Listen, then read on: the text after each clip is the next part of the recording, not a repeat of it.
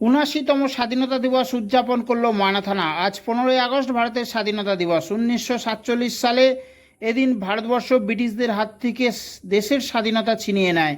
এই দিনটিকে সারা দেশ মহাসমারোহে উদযাপন করে।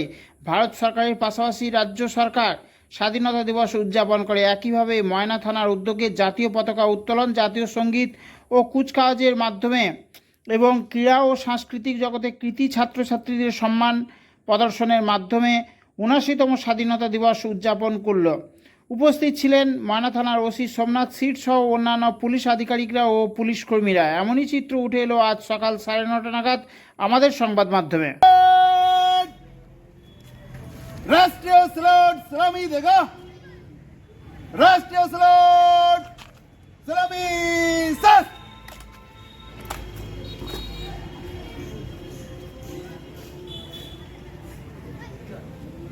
परेड कंधे सस करेगा, कंधे सस। परेड बाजू सस करेगा, बाजू सस।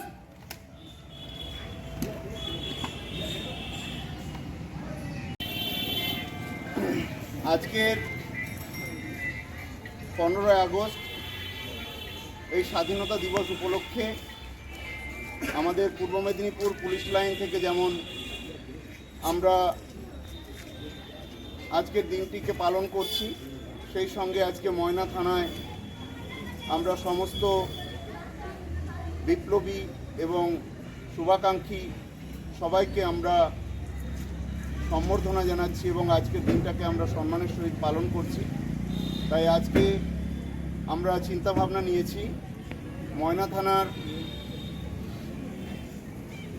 যারা কৃতী ছাত্রছাত্রী কিংবা বিভিন্ন দিক থেকে কৃতী রয়েছেন তাদেরকে আমরা সম্বর্ধনা জানাবো।